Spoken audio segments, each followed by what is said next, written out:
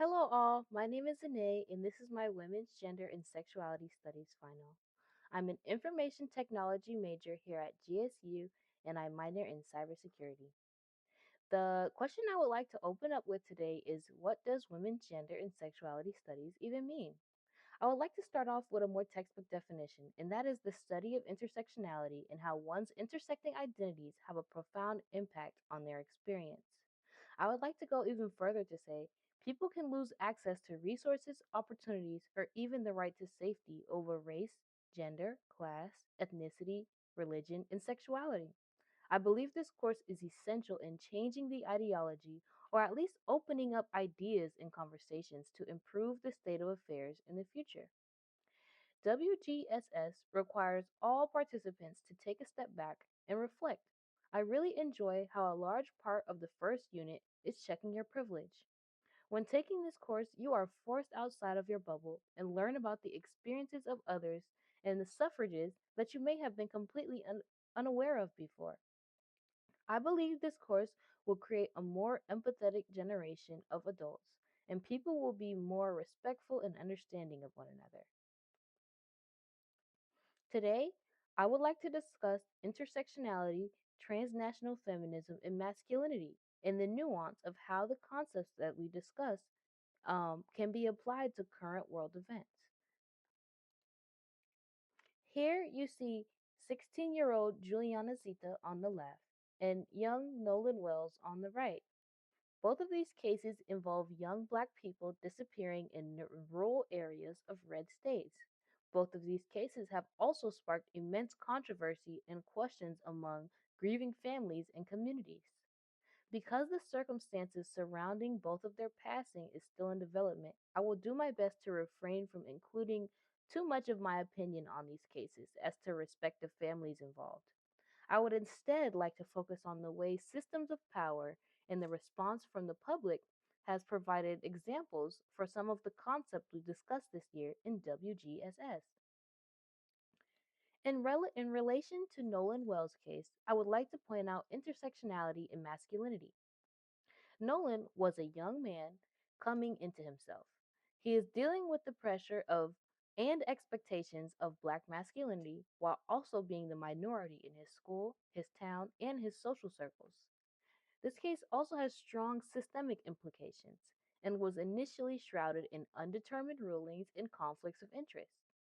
I would like to quote Bell Hooks when she says, all other forms of exploitation and oppression including racism, capitalism, imperialism, etc., are extensions of male supremacy. I use this quote because one of the local judges related to a primary suspect has made public statements trying to prove her son's innocence and sending condolences to the Wells family. I believe that she's using her role as a judge in an exploitative way and prioritizing her own son's well being in reference to that male supremacy that Miss Hooks was referring to. The Nolan Wells trial in front of a grand jury coming up will be a clear visual of where we stand as a nation in terms of courts truly considering evidence and facilitating justice for black and brown bodies. My condolences in my heart truly goes out to the Wells family. The other individual I would like to discuss is Juliana Zita. She has the intersectionality of being African, Congolese American, young, and a woman. And I would like to quote Sokoloff when she says, one's experience as a battered woman is realized only in relation to other social locations or intersectionalities in society of race, ethnicity, class, sexual orientation, immigrant, and disability status. I quoted her to say her identity as a young black woman in North Carolina shaped her vulnerability. I emphasize her skin color because the way society responded to her case. Sadly, I found out about her case through TikTok. She was found in May, and her death was ruled a suicide by police almost immediately. Her disappearance is just now getting media coverage months later. The Combahee River Collective argues if black women were free, it would mean that everyone else would have to be free, since our freedom would necessitate the destruction of all systems of oppression. Her case was not properly covered, and US media has a running trend of minimizing and almost ignoring cases where the victim is a darker skinned woman of color. My heart also goes out to Juliana and her loved ones. I apologize for any negative emotional impact I may have had with the discussion that we had to have.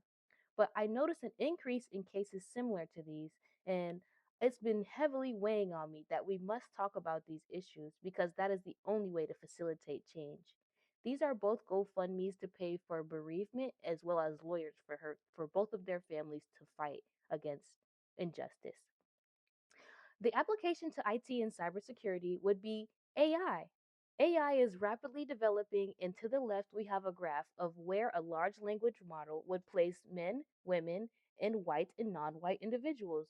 And as you can see in the graph, the men have all the great jobs, and women are stuck at jobs like housekeeper, nurse, flight attendant, and that's just where AI believes that they fall. And that is because AI is run off of the internet. And the internet is full of stereotypes and problematic resources.